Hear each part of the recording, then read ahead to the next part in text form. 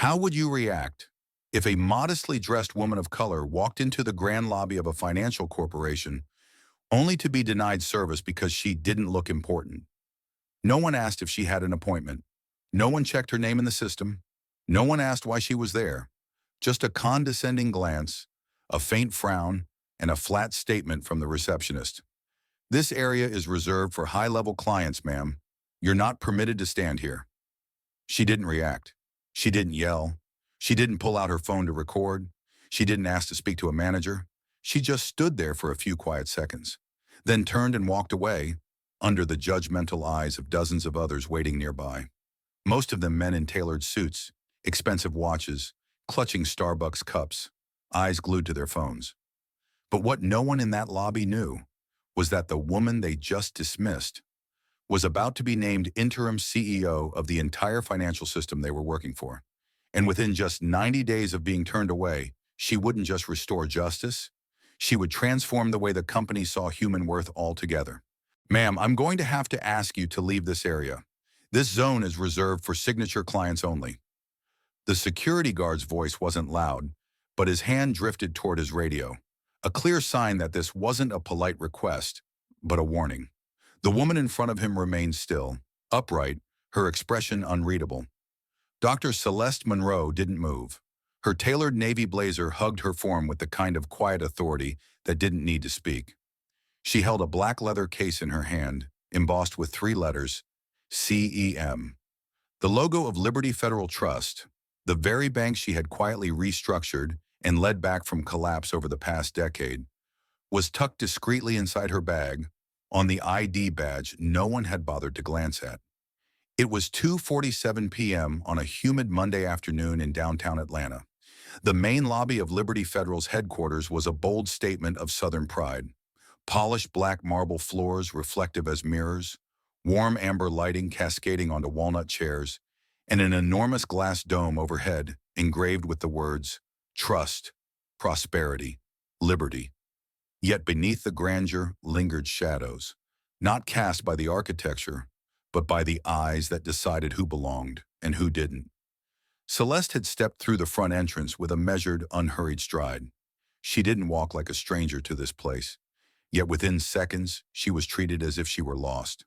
The receptionist, barely 23 if that, glanced at her briefly before pointing toward the general transaction area with a flat tone. "Basic services are over there." Celeste simply replied, "I need signature services." Her voice was low and clear, the kind of voice that made people stop and listen. The young woman blinked, hesitated, then asked with a cautious look, "Do you have an appointment?" That was when the security guard approached, and now they faced each other. She silent, he suspicious. The scene began to draw attention from nearby customers. A few snuck glances. Others stared openly, their expressions judgmental. 2 seats away, Nia Carter, a well-known TikToker in Atlanta, had already flipped open her phone's camera. At first it was for fun, but quickly she realized this wasn't funny. She switched to live stream. "You're causing a disturbance," the guard said quietly but firmly.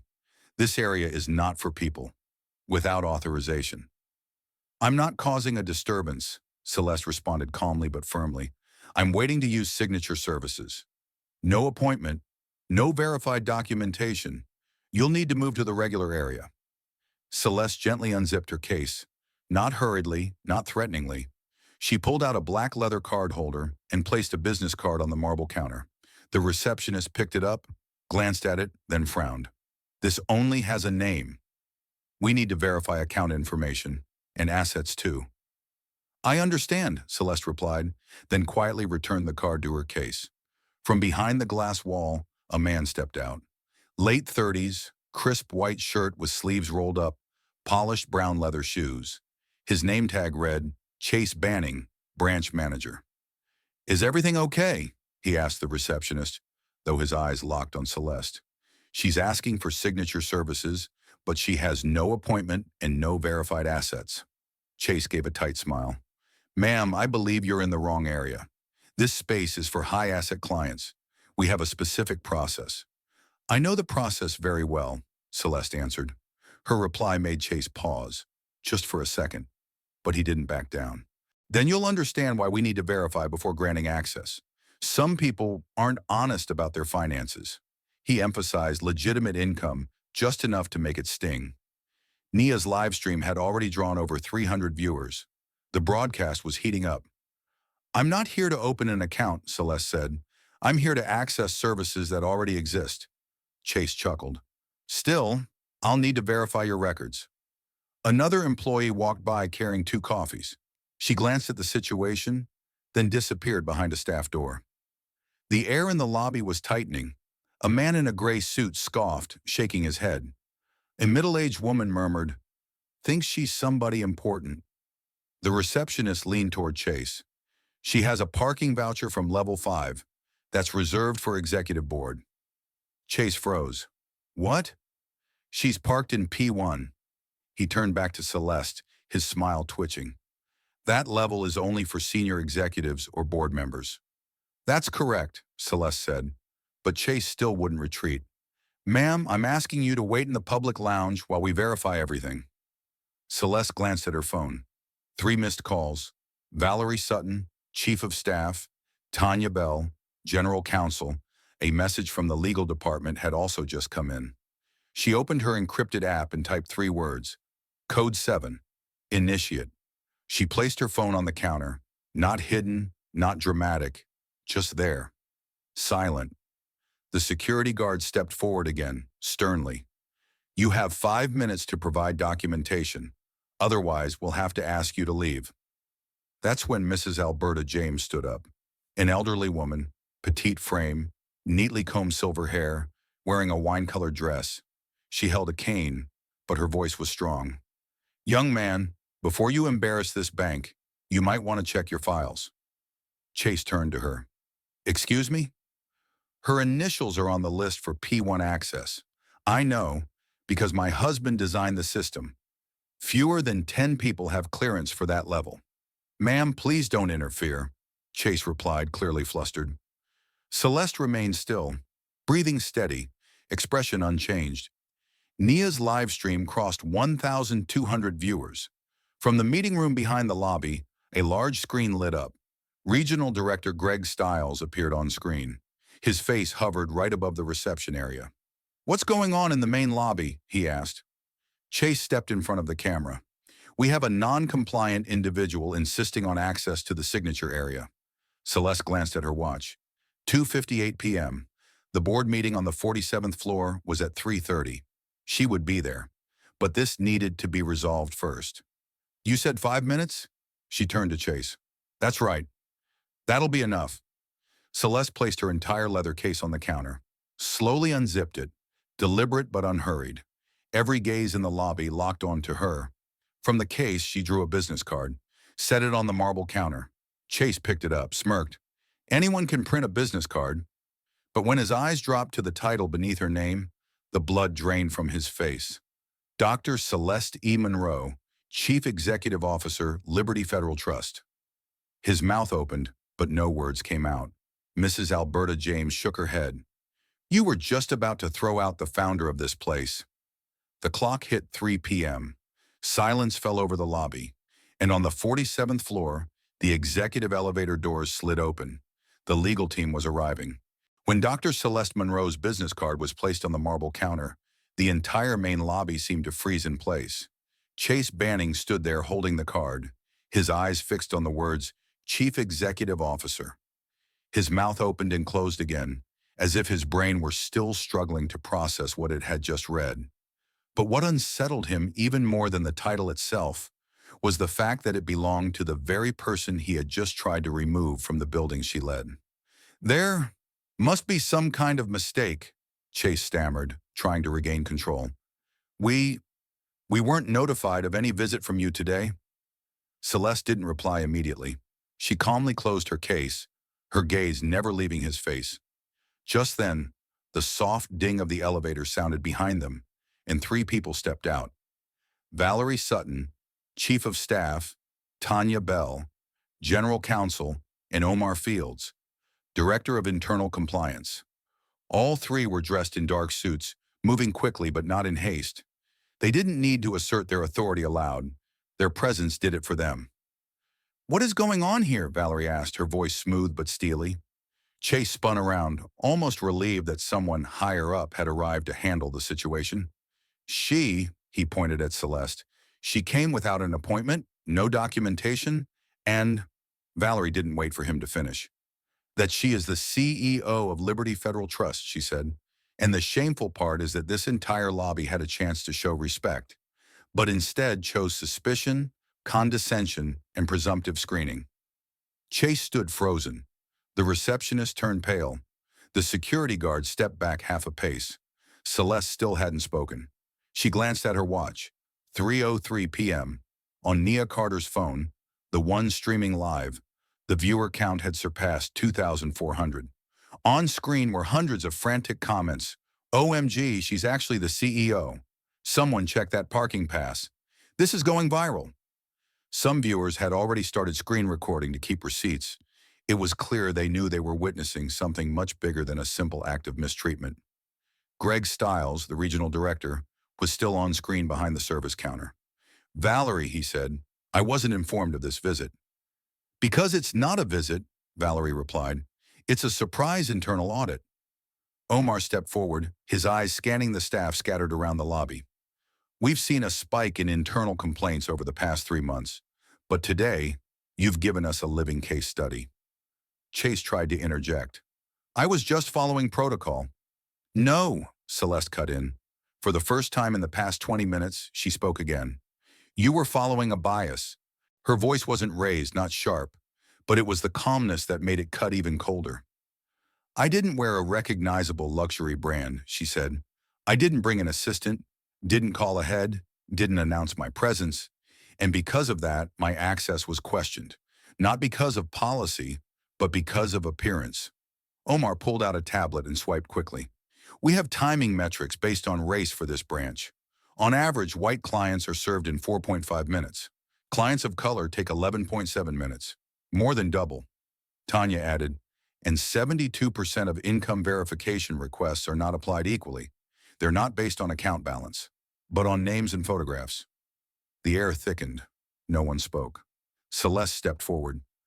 "How an institution treats those who don't look like valuable customers tells you more about its culture than any financial statement ever could." Chase lowered his head. But it wasn't over yet. Valerie received a signal on her phone. "The board has been summoned. Emergency meeting on the 47th floor at 4 p.m. Celeste nodded. "Good. But before that, I want to speak with the entire branch team. Right here." Chase stuttered. "I think I should—" "Stay where you are," Tanya said. "Now is the time for you to learn how to listen." Staff around the room began quietly lining up along the edges of the lobby. A few looked down at the floor. Others looked at Celeste as if truly seeing her for the first time. "I'm not angry," she said. "I'm used to being doubted." She paused, scanning every face. "But I'm not used to indifference." An older woman in the back whispered, "I've worked here 10 years. Never heard anyone speak like that." Celeste turned toward the front desk, locking eyes with the young receptionist who first dismissed her. "What's your name?" "Madison," the girl replied, her voice trembling. "Madison, you weren't wrong for following protocol, but when a protocol lacks humanity, it becomes a tool of discrimination. I don't need you to be afraid. I need you to understand." The girl nodded slowly, tears sliding down her cheeks. Celeste turned to face the livestream camera, now at over 3,100 viewers. "To those watching from outside, this isn't just a story about a woman being treated unfairly. It's about an institution being given the chance to change and choosing the right path." She turned back to the legal team. "Let's go to the 47th floor." And without anyone needing to say a word, the entire lobby parted to make way, through the very space where just minutes ago they had tried to force her out. The sound of Dr. Celeste Monroe's high heels echoed against the marble floor, like the ticking of a fateful clock. Each step toward the executive elevator carried an invisible weight that everyone in the lobby could feel. It wasn't anger, but power reclaiming the space that had always belonged to it. As the elevator doors for the executive level closed behind her, Chase Banning still stood frozen, staring down at the business card in his hand, as if it could rewind the last 10 minutes, when he still believed he was in control. Inside the elevator, in that brief moment of quiet, Valerie Sutton handed Celeste a tablet preloaded with CEO-level internal access. On screen were the board's meeting agenda, internal emails, and surveillance camera logs. But Celeste didn't read. She only skimmed through to confirm everything had been recorded properly, timestamps and geolocation accurately synced. Full lobby footage from 2:45 to 3:10 has been backed up to a secure server, Omar reported, his voice flat, including full audio, both from internal devices and public live streams. Celeste gave a faint nod. When the elevator reached the 42nd floor, the pre-executive waiting level, she didn't step out immediately. Instead, she walked down a narrow hallway leading to the prep rooms. A senior staff member emerged from within, Julie, the head of internal PR. The look in her eyes said she understood everything that had happened. No words were needed. Julie silently opened locker number 12 and retrieved a thick file folder labeled Board Crisis Packet, Monroe. Inside were copies of executive contracts, signed high-level policy approvals, confirmation of unrestricted access rights to all Liberty Federal Trust branches, and most notably, the original appointment letter reading, Dr. Celeste Monroe is hereby granted unrestricted access to all operational and governance areas of Liberty Federal Trust facilities. It wasn't just about entry, it was about authority. Celeste took the envelope and placed it in her case. Then she pulled out a thin, silver metallic card. No name, no title, only a string of etched characters, LFT-P1-EGOV. It wasn't meant to prove anything to anyone. It was designed to open doors most people didn't dare approach. Your parking pass, Julie said, handing over a voucher for level P1, bearing the words Executive Garage, verified entry, access code 03-M. The security staff in the garage confirmed you were the only person entering today through Gate 3. Celeste gave a subtle smile. They noticed, she said quietly. Julie sighed. You don't need to prove anything. No, Celeste replied. I'm not proving it for myself. I'm proving it for those who come after me. Those who walk into that same lobby looking not quite right. Back in the elevator, the three people accompanying her, Valerie, Tanya, and Omar, remained silent. There was nothing more to discuss. Everything was ready. 3:23 p.m. On the 47th floor, in the executive boardroom reserved for top leadership, all eyes turned to the large screen that had just powered on. At the center of the screen, a 7-minute video began playing. No background music, no narration, just raw footage from security cameras, clearly capturing every word, every facial expression, every telling silence. Chase Banning appeared in the video, leaning in to whisper to the receptionist.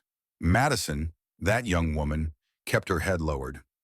In the footage, Dr. Celeste stood in the lobby, blocked by 2 security staff, though she had made no disturbance. Chase's voice rang out clearly. Are you sure you're in the right place? This area is for legitimate clients only. When the video ended, no one spoke. Board Chair Richard Hayes folded his hands and tilted his head. Does anyone wish to comment on this footage? No one answered. Celeste opened the tablet. On the screen was a data chart, the rate of legitimate income verification requests, broken down by race. Blue, white clients, occupied less than 25%. Red, clients of color, nearly filled the chart. This evidence has existed for a long time, she said, but people didn't look, because they didn't have to. Today, we can no longer not look. Valerie stood and placed a file on the table. These are 12 customer complaints filed in the past 6 months by clients who were asked to justify their income without formal cause. 10 of them are Black, 2 are Latino. Tanya opened another file. Branch manager salary and bonus records reflect the same pattern. Financial risk assessment metrics were misused to delay or deny service access to clients who didn't look successful. Celeste stepped forward. The question is no longer whether this system is biased. The question is, what are we prepared to do now that we know it is? The room turned cold, not from the air conditioning, but from the weight of the truth laid bare, in video, in sound, and in data. No one could backpedal now. 3:42 p.m., back on the ground floor. Madison, the receptionist, still sat quietly at the front desk. Celeste walked toward her. No raised voice, no scolding. Madison, the girl looked up, eyes still red. I didn't know. I'm truly sorry. You did what the system taught you to do, Celeste said. And because of that, the fault is not yours.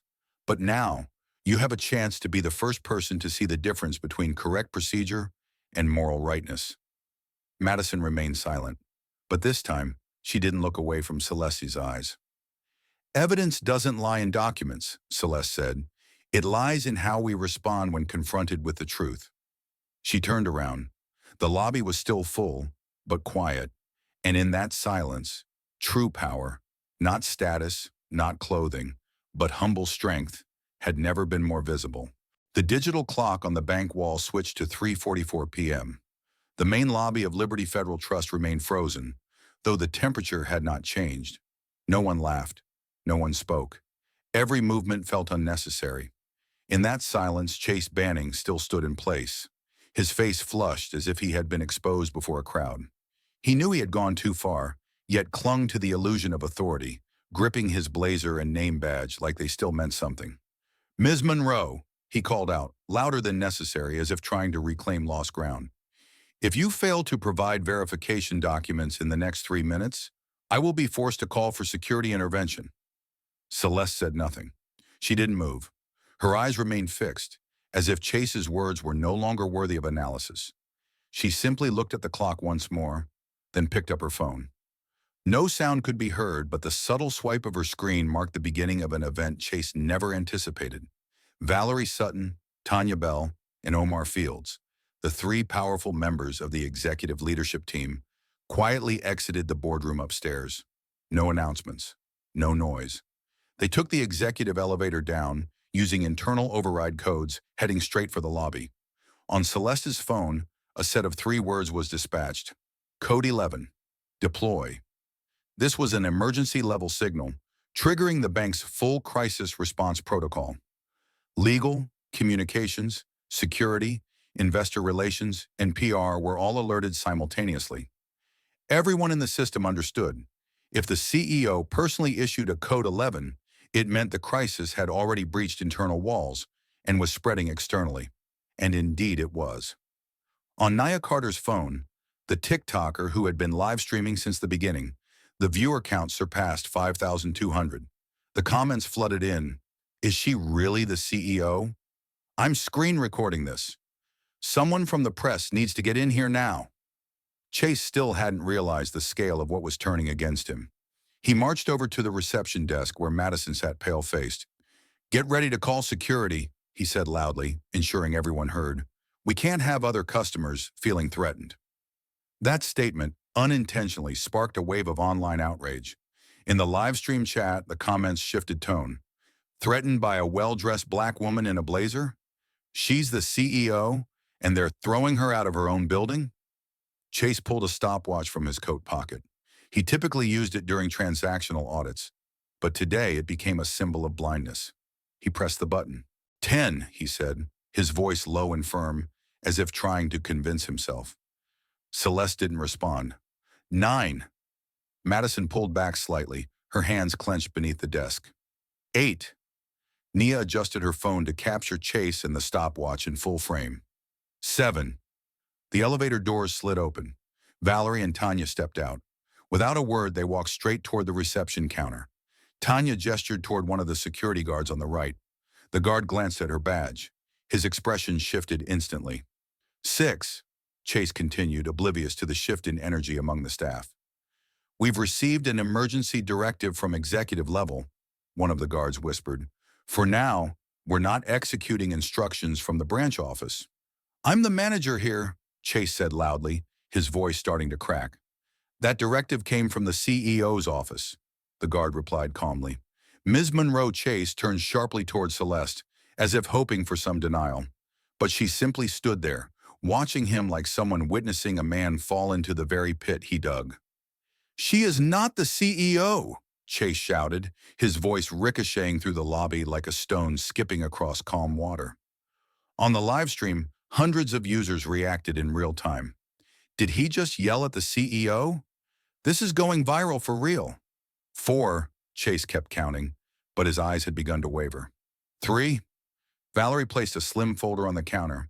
It contained the official appointment documents, sealed by the board of directors. She is the CEO of Liberty Federal Trust, Valerie stated, each word sharp and deliberate. And right now you're violating 3 provisions in the branch manager conduct code. 2. Tanya held up a scanner and requested Celeste's employee badge. Celeste tapped her metallic credential card to the reader. The screen lit up in green. Access granted. Executive level. Verified. 1. Chase stepped back, as if pushed by an invisible force. Celeste opened her case. This time it wasn't symbolic. It was decisive. She pulled out a tablet and opened the executive dashboard. It displayed her CEO account, board meeting schedule, and real-time financial data for the entire bank. Every piece of proof that she wasn't just in charge. She had been entrusted to protect the institution itself. The bank lobby fell into silence. Those who had initially assumed this was just a misunderstanding said nothing now. The live stream viewers had stopped typing, only holding their phones steady, knowing they were witnessing a moment that would be replayed for years to come. Valerie stepped beside Chase. "You just counted down to the final second," she said, "and your career ended with it." The digital wall clock flipped to 3:49 p.m. The countdown was over, but the reckoning had just begun. At exactly 3:49 p.m., the atmosphere inside the main lobby of Liberty Federal Trust was no longer what it had been. No sirens, no announcements, but everyone could feel it. The invisible shift in the balance of power, a slow but absolutely irreversible turning of the tide. Every eye that had once followed Chase Banning now turned to Celeste Monroe, but no longer with suspicion. What remained was a cautious, serious kind of gaze, laced with something that resembled regret. Celeste stood in the same place, tablet in hand, the executive dashboard still displayed on screen, her name printed clearly in bold in the top right corner. Dr. Celeste Monroe, Chief Executive Officer. There was no more debate, no more doubt, only a heavy silence between the woman once dismissed and the people who had done the dismissing. Chase Banning was still standing, but his face had lost all composure. He looked like a man waking up from a delusion of his own creation. Valerie Sutton kept her eyes on Celeste, then slowly turned to Tanya Bell, exchanging a look that only those seasoned in crisis management could understand. This was a moment beyond reversal. "We need to head upstairs," Valerie said, not as a suggestion, but as a declaration. But Celeste shook her head. "Number not yet." The statement drew in a sharp breath from those nearby. A senior executive, under these circumstances, should have immediately returned to the boardroom and shut the door behind her. But she remained, right here, where it had all begun, as if to ensure that every single person in the lobby would feel directly that consequences wouldn't be outsourced to the 47th floor. They would settle exactly where they were born. "Ms. Sutton," Celeste said, her gaze still locked on the teller counter, "please summon the entire staff of this branch. I'd like to speak with them. Here." Valerie didn't ask why. She simply pulled out her phone and sent an internal signal. Within 3 minutes, nearly every branch employee, from financial advisors and tellers to logistics staff and security guards, stood in a line along the lobby's edge, their expressions a blend of worry and confusion. Those who still didn't understand what had just happened only needed to glance at Chase to know something serious had unfolded, and they would not be bystanders. "Before I became CEO," Celeste began, her voice calm but cutting clearly through the open space, "I worked behind the counter too. I was ignored by customers, underestimated by coworkers, and judged just because the last name on my badge didn't sound familiar. No one moved, even those who had contributed to what had just transpired, like Madison, like Chase, had no words to defend themselves. I'm not telling you this to ask for sympathy," she continued. "I'm telling you because if I don't speak up today, then someone else will walk into this lobby tomorrow and be judged not by their actions, but by your assumptions." Madison lowered her gaze. The live stream continued, now with over 7,000 viewers. Nia Carter, still holding her phone, was visibly tearing up. I want each of you to ask yourself one question, Celeste said slowly but firmly. When was the last time you looked at a customer and asked yourself, does this person deserve respect? Tanya Bell stood silently beside her. So did Valerie. No one interrupted. No one needed to. Because the air in the room had shifted completely. It was no longer a place where titles dictated voices, but where truth was finally speaking. I will not fire anyone here, at least not yet, Celeste said. But I will remember every face, every word, every reaction, not to retaliate, but to remind myself when you are entrusted with power, the most important thing is not to hold it. It is to use it to change how people are treated. Valerie nodded.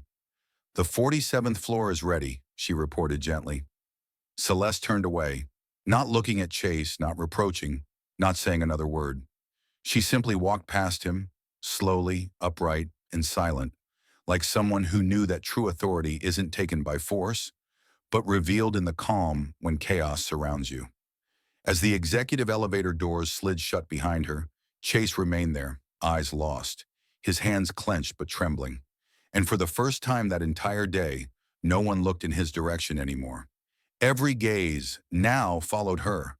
As the elevator doors opened on the 47th floor, the air in the executive boardroom was already heavy, like the entire room had realized it was about to confront its collective conscience. The board members were all present, each wearing a different expression, some anxious, some defensive, and some merely waiting to see which way the wind would blow. The long rectangular table, lined with glossy black leather chairs, stretched toward a wall adorned with the Liberty Federal Trust logo, which now felt more like a watchful eye, silently observing those who once thought themselves above accountability. Celeste entered, not slowly, but not in haste either. She didn't need to command attention. It was already hers. Following her were Valerie Sutton, Tanya Bell, and Omar Fields, the only people in the room who didn't look uneasy. Richard Hayes, the chairman of the board, was the first to rise. Dr. Monroe, on behalf of the board, I sincerely apologize for the unfortunate incident that took place at the Central Branch. I'm certain it was just a misunderstanding. He didn't get to finish before Celeste gently placed her tablet on the table, playing the footage from the lobby's internal cameras. At the same time, she synced the data feed with Nia Carter's TikTok livestream. Every phrase, every expression, every prejudiced remark now displayed in one unified timeline. This wasn't a misunderstanding, she said without raising her voice. This was the result of a workplace culture that replaced observation with assumptions, analysis with prejudice, and judgment with superficial appearances. No one responded. Richard adjusted the collar of his shirt, visibly unsettled for the first time during the meeting. Another board member spoke. I'm sure Chase didn't mean to offend you. He was likely just following protocol. What protocol? Celeste shot back instantly, her eyes locked onto the speaker. What protocol instructs staff to question the legitimacy of someone's income based on the fact that they're wearing a blazer without a designer bag? What protocol allows a countdown to eject a customer from the premises when they haven't raised their voice, haven't trespassed, haven't caused a disturbance? No answer, she continued. What protocol teaches a branch manager to shout at a woman that she doesn't belong here, without even checking her name against the executive-level clearance list? Tanya Bell pulled out a folder and placed it before the board. Between January and June of this year, we received 17 formal complaints related to implicit bias during customer transactions, primarily from the Central Branch. The rate of income verification requests for Black clients was 3 times higher than for white clients, with equivalent account values. 9 of those cases directly involved the branch manager. A board member murmured, "We were warned about this back in April, weren't we?" Omar nodded. 3 formal notices were sent. None received a response. Celeste tapped lightly on her tablet screen. I'm not here today to create a scandal. I'm here because I've seen enough. Enough of the doubtful glances, the furrowed brows when hearing an unfamiliar name. Enough of these so-called unfortunate incidents that keep repeating themselves inside this institution. Valerie added, since the incident occurred, the live stream has been shared over 18,000 times. The hashtag number who is Celeste Monroe is trending number 3 nationwide. Major news outlets are requesting statements. And if we don't make a clear move today, tomorrow the shareholders won't be asking about the incident. They'll be asking about the system. Celeste looked each board member in the eye. I don't need pity, I need clarity, because this isn't a mistake. This is a system that has permitted itself to be wrong. Tanya presented another folder. The applicable legal frameworks include the Equal Credit Opportunity Act, the Fair Housing Act, and the Community Reinvestment Act. If systemic discrimination is confirmed, the bank could face fines up to $10 million, along with regulatory action from the FDIC. Richard tried to maintain composure. What are you proposing? Celeste replied without hesitation. Termination of Chase Banning's contract, temporary suspension of Patricia Merritt, regional director, pending a deeper investigation into supervisory failures. A full system-wide audit of all customer-facing protocols where subjective discretion plays a role. And most importantly, a public apology to the community. No spin, no scapegoating. A director of public affairs raised concern. That move might hurt our stock in the short term. Valerie answered immediately. Lack of transparency is what drives long-term loss. Celeste stood tall, eyes unwavering. We're not losing control, we're being given the opportunity to reclaim it. But that only happens if we're brave enough to name the problem for what it is. The room fell silent. No one used the word misunderstanding anymore. And for the first time in years, truth had a visible seat in the executive boardroom. Just as the tension in the 47th floor boardroom reached its suffocating peak, 3 firm knocks at the door rang out like an announcement that the balance had shifted once again. Valerie glanced at Celeste, no words needed, then signaled her assistant to open the door. 3 individuals entered simultaneously, not hurried but deliberate, their steps measured as if they had timed their entrance down to the second. They wore matching black suits and gray ties. No presentation decks, no laptops, no unnecessary paperwork. Just 3 identical leather briefcases, carried in the same hand, at the same angle, and to the same height. Leading them was Ellen Givens, Chief Legal Officer, a figure legendary in financial circles for being able to flip a contract crisis in 5 minutes flat. To her right stood Jonas Reed, Global Chief of Compliance, known for resolving a major federal exchange investigation in a single 27-minute closed-door session. To the left was Clarissa Holt, Head of Strategic Risk and Governance Review, internally nicknamed the Shadow of the C-Suite, because she only appeared when a situation threatened the structural foundation itself. They didn't need introductions. Everyone in that room understood. If all 3 showed up at once, the system was no longer in damage control. It had entered structural reset. Ellen spoke first, her eyes scanning the board. We've reviewed the full internal video footage. We've also archived the external live streams, including original comments, timestamps, and all instances involving the CEO's denial of service without identity verification. We confirm this is not an isolated incident. She didn't need to raise her voice. The weight of her words landed like a strike to the center of every mind, still clinging to the notion that this was a minor event. Jonas followed. We've also reviewed access logs across the security system. They show the CEO's ID was denied access to certain areas due to unauthorized override protocols, where branch management priority was wrongfully coded into the system. Clarissa said nothing. She simply projected an 18-month trend analysis onto the LED screen, an orange graph spiking sharply in March, with a footnote. Bias-related complaints remain high despite Q1 internal training. Richard Hayes exhaled. We need to know the legal exposure. Ellen looked him directly in the eye.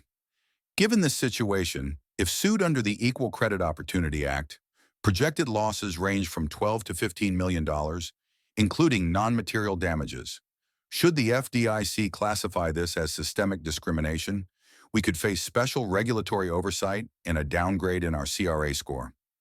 Dividend suspension is also possible. Jonas added, and if shareholders uncover evidence that the board knew but failed to act, this could escalate beyond civil to criminal liabilities.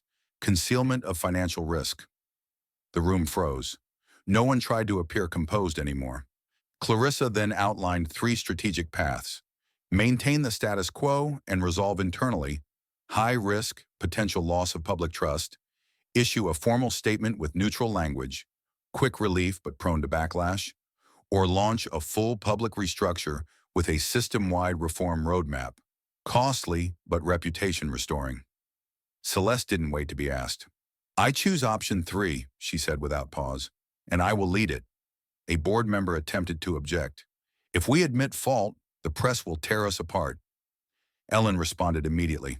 If we don't, they'll dig through every internal memo, every access log, every backup, and turn it into a weekly expose series. Richard bowed his head. So, where do you propose we begin?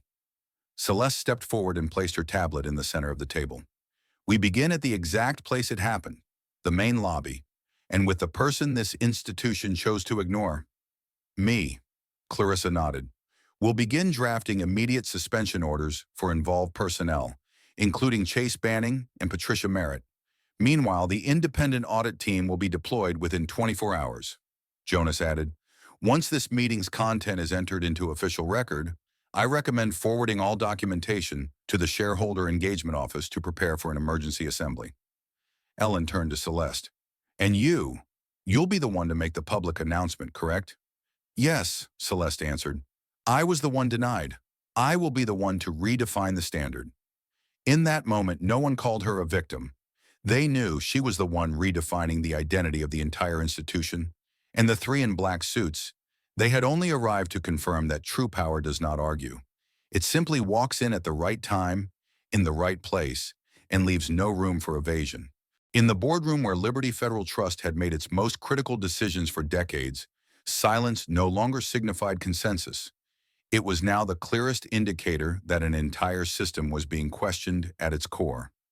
Celeste Monroe stood at the center of the table, her hand resting lightly on the tablet screen still displaying the executive dashboard. She no longer needed any title or explicit authority, because her words now carried the weight of what others had long refused to see. Today, she began, I'm not here to assign blame. I'm here to ask one simple question. What protocol, in the entire operational and customer service system of Liberty Federal, allows an employee to deny service to someone simply because they don't match his expected image? No one answered. Celeste's gaze swept across the table, pausing on each face, not searching for an answer, but emphasizing its absence. What protocol permits a branch manager to openly question the legitimacy of someone's income without even checking their account records? To her left, Clarissa Holt, the head of risk governance, looked down at her document folder, saying nothing. What protocol allows a countdown to forcibly remove someone from the main lobby of a bank simply because they're dressed more simply than an employee's aesthetic expectations? No board member dared meet her eyes now. What protocol allows someone to declare, this customer doesn't belong here, with no verification, no procedural reason, and no data-driven risk assessment? Richard Hayes, chairman of the board, shifted slightly in his seat as if intending to interject, but didn't. Celeste didn't break her flow. If there is no such protocol, then why did it happen? And why is it being defended with the phrase, I was just following procedure? Next to her, Valerie Sutton silently opened a document on the auxiliary screen, the Liberty Federal Employee Handbook, last updated in April. Section 3.4 stated clearly, all customers must be welcomed under a presumption of goodwill without discrimination based on appearance, language, social status, or subjective perception. Celeste pointed to the line. This is what we wrote, so who forgot it? Or worse, has anyone here ever read it carefully? Tanya Bell, general counsel, spoke up. There is no operational or legal guideline anywhere in the U.S. banking system that allows employees to question a customer's legitimacy without a quantifiable basis. The abuse of subjective assessment authority is not authority, it's a violation. Jonas Reed nodded from across the table. Requesting income verification without clear criteria, particularly when it occurs disproportionately with non-white clients, is grounds for investigation under the Equal Credit Opportunity Act. Celeste turned to the main screen and displayed a second chart. Average transaction handling time by race. The data didn't lie. White customers were served in 4.3 minutes. Customers of color, 11.8 minutes. No one in this room can deny This is no longer a branch issue. This is culture. She tapped lightly on the table. And when culture contradicts mission, no one sitting here has the right to say, this was just an incident. A younger board member trying to maintain neutrality cautiously asked, but ma'am, how can we know what was intentional and what was unconscious? Some people may just lack sensitivity, not malice. Celeste nodded. She didn't dismiss the nuance. I don't prosecute emotion. I question behavior. And behavior, whether unconscious or deliberate, when it causes repeated harm, is no longer isolated. Ellen Givens, chief legal officer, presented a preliminary summary. 3 lawsuits pending review, 2 of which could be consolidated into a class action. Financial risk, estimated over $15 million if lost. Celeste didn't dwell on the number. Instead, she looked directly at Richard Hayes and asked one final question. Mr. Chairman, during your tenure, have you ever seen a white customer removed from the lobby because they didn't look upscale enough? Richard remained silent. The answer didn't need to be spoken. It had already been etched into the room through that silence. And for the first time in the meeting, every member of the board understood. No one could blame the protocol anymore, because the truth had just proven that no protocol had ever authorized treating their own CEO as if she didn't deserve to be welcome. The 47th floor of Liberty Federal Trust headquarters had long been known as a symbol of power, not because it was where final decisions were made, but because it was where people were seen. The unspoken rule was understood by all. If you were called up to the 47th, it meant you were rising. If you remained held below, it meant you'd hit the ceiling without anyone needing to say it aloud. But today, the lights on the 47th floor turned on at an unusual hour, 5:43 p.m., long after most major meetings had ended. A shift was beginning, quiet yet unmistakable. Celeste Monroe did not return to the 47th as someone reclaiming her seat. She returned as someone rebuilding the foundation. She wore no traditional blazer, no name tag, gave no introduction. She simply walked into the room where, less than 48 hours ago, she had been treated as someone who didn't belong. Valerie walked beside her, saying nothing, but her eyes shone with a kind of awakened clarity. The two of them sat, not at the far end of the table like during that fateful morning, but at the center. Celeste tapped lightly on the table. Signal the system, convene a special session of the Council on Culture and Structure. Valerie took just 22 seconds to trigger the executive call across the operational network. 10 minutes later, the first 8 people arrived. 3 branch managers, 2 regional HR leads, 1 internal training officer, 1 crisis communications manager, and Jamie Price, the young employee who had once submitted a complaint about hiring bias, only to have it dismissed without acknowledgement. Celeste pointed directly at Jamie. From this moment on, you are the frontline staff representative on this new council. Jamie blinked. But I'm just a level 2 employee at... Exactly, Celeste interrupted, which means you'll say the things longtime executives have stopped seeing. The sound of typing filled the room. Valerie had already created a new council account, officially named Liberty 47, not just to honor the place where restructuring began, but as a reminder that the top floor is no longer for power, but for transparency. Celeste opened with a simple statement. We will not issue a press release. We will not launch a shadowed PR campaign. We will change from within and let others see that through behavior. One of the branch managers asked, Ma'am, then what's the first directive? Celeste responded without hesitation. End the performative feedback loop. All reports from frontline employees will come directly to this council, unfiltered by traditional HR chains. Another manager asked cautiously, Isn't that overwhelming? Letting every employee send feedback directly to the 47th floor? Celeste smiled. What's overwhelming is believing we can build culture through anonymous surveys and anniversary cupcakes. Silence followed. Jamie looked at her, as if, for the first time, someone from the lower floors truly believed they could be heard. Celeste continued, This council will not hold closed-door meetings. Every session will be internally transparent. Every reform proposal will receive a public response within 72 hours. No response will mean responsibility is escalated to the highest-ranking officer of the relevant department. At that point, Valerie proposed an idea. The creation of mirror rooms, virtual spaces where employees could share experiences of mistreatment with AI-driven emotional language analysis and no identity required. Celeste agreed immediately. Begin with the 3 branches that have the highest turnover rates. If it works, scale it system-wide. She then turned to the screen and displayed a live image of the headquarters at night, the 47th floor glowing brightly amid an otherwise dark building. They'll ask why only the 47th floor is lit, she said slowly, and then they'll know. From now on, the 47th floor is where the light never turns off. Not to supervise, but to listen. And with that, she didn't just launch a council. She restarted belief. A cultural revolution doesn't begin with a slogan, nor does it need a grand press conference. It begins when someone dares to ask a question no one ever had the courage to ask. In this case, that question came from Jamie Price, the young employee who, just 72 hours ago, was still seen as too new to have a voice. As the first session of the Liberty 47 Council came to a close, Jamie nervously stood up. If this council is meant to restructure how Liberty treats its own people, then who will officially represent the entire system during this transition? All eyes turned to Celeste Monroe, standing there without a title, without a mandate, yet with a presence that hushed the room. But she didn't speak.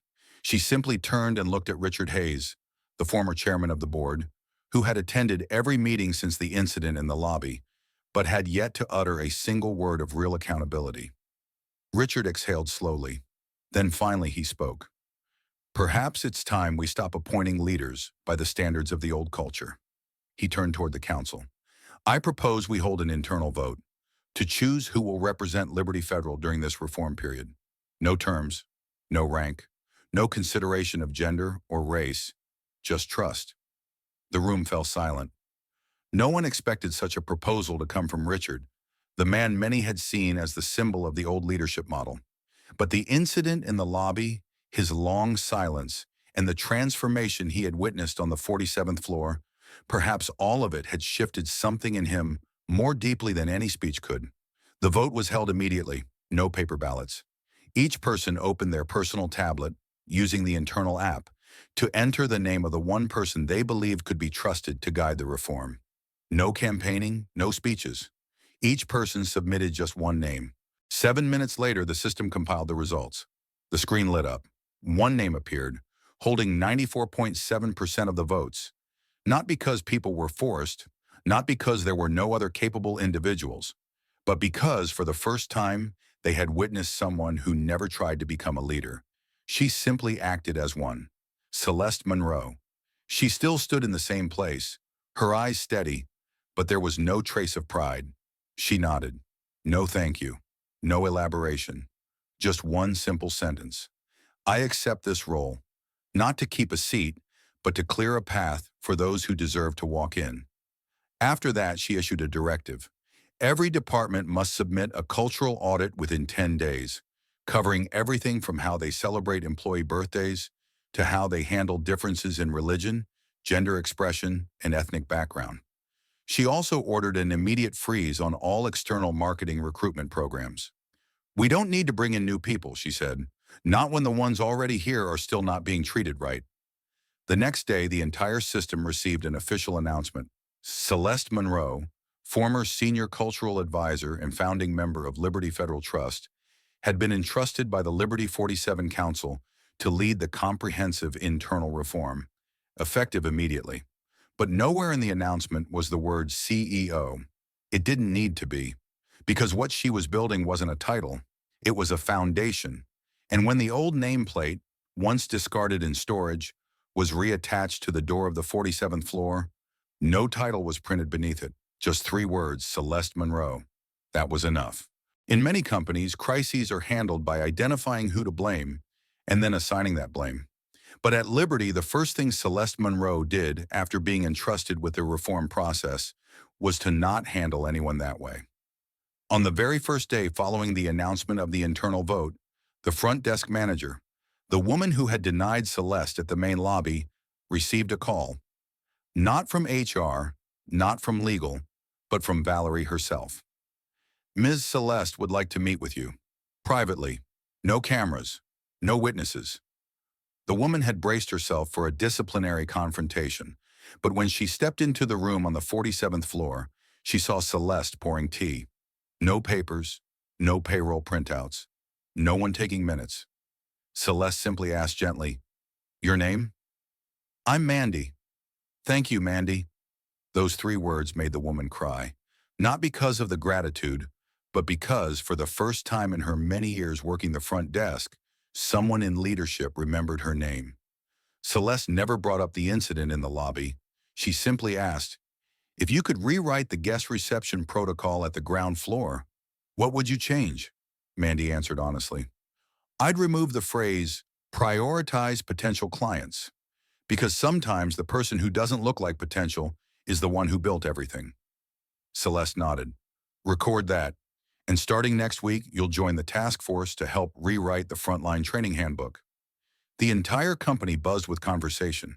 People had expected Celeste to lay down the law, but she didn't fire anyone. She didn't punish. She didn't summon a disciplinary committee. Instead, she launched a working group called Clean Slate. It was a space where any employee with a prior internal incident could redefine their role through a submitted improvement proposal. The only requirement: they had to begin with a real action, not an excuse. One department head, once accused of enforcing impossible KPIs, submitted a plan to transform his team into a pilot site for flexible management models. A security guard who had once blocked a visitor for violating dress code proposed a new design for the dress policy rooted in multicultural accessibility, and he was the first to be invited as a guest speaker at the next staff training session. And then, a week later, something no one expected happened. Richard Hayes, former chairman of the board, personally requested to join the Clean Slate program. In the form he submitted, he wrote only one line: "I thought I understood this company until I saw the eyes of someone it cast out." Celeste approved his request immediately, but instead of giving him a new title, she replied with only this: "You're invited to return as an internal mentor under one condition. You'll work alongside new hires at the system's most remote branch, the one with the highest turnover rate." Richard agreed. He didn't ask for any privileges. And exactly 2 weeks later, a photo circulated internally, not staged, not for media, showing him quietly listening to a group of young cashiers at Liberty Branch 81 during a private exchange session. No spotlight, no press, just presence. Celeste never spoke publicly about the humiliation she faced in the lobby, but every change she implemented became a way to prove this. You can bring justice without raising your voice. She didn't fire those who had looked the other way. She didn't call for boycotts of those who had turned their backs. She simply asked one question in every meeting: do you choose to protect the image or face the truth? And slowly, people began to see what mattered most: that real change doesn't come from top-down orders. It comes from the willingness to step out of shame, by choice. Liberty was no longer the company it used to be, but it wasn't a brand new company either. It had become something else, a company brave enough to reflect on itself and repair itself before correcting others. That's something no PR department could manufacture. Only someone who once stood silently in the lobby and now silently initiated a journey no one dared imagine could make that possible.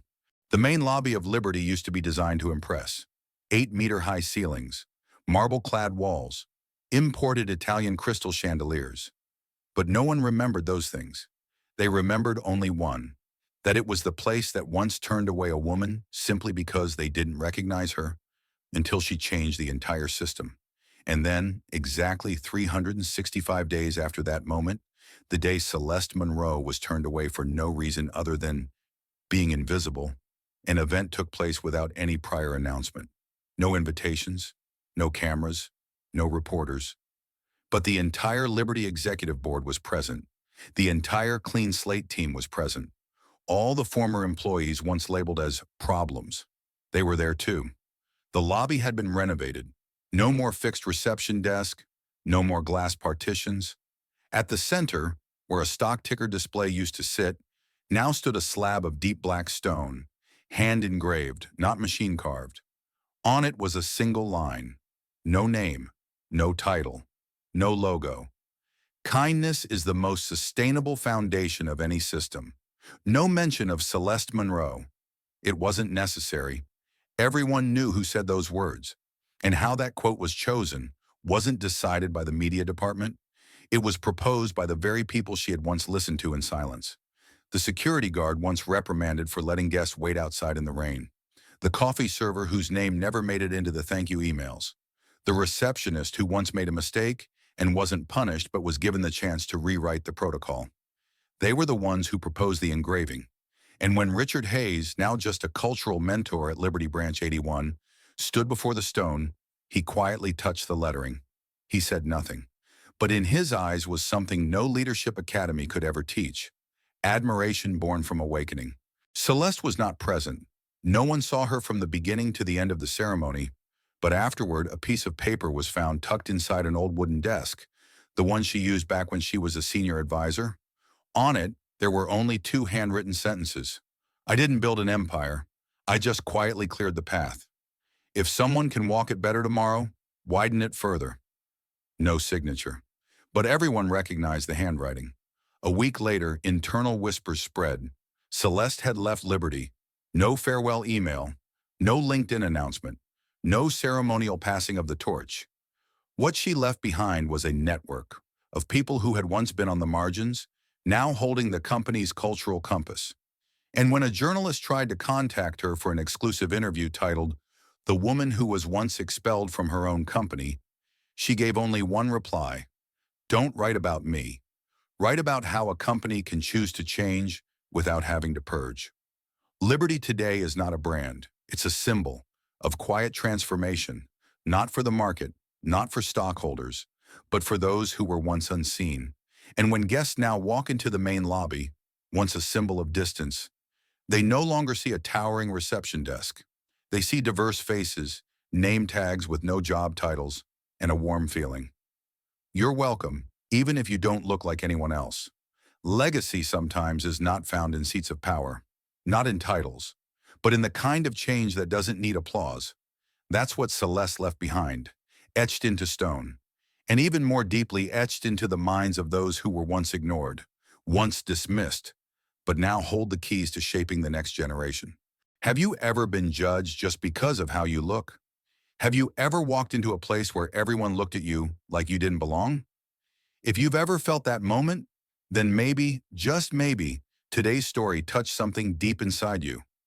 Not everyone has the power to change an entire system like Celeste did, but everyone can choose not to stay silent in the face of invisibility. Everyone can start with one small act of kindness. If this quiet journey of transformation warmed your heart, leave us a comment below. If you've ever felt overlooked or disrespected, share your story in the comments. And if you believe that dignity matters more than appearance, send this video to someone who needs to hear it. Don't forget to like, subscribe, and hit the notification bell so you won't miss the next story, where justice is always restored quietly, but never weakly.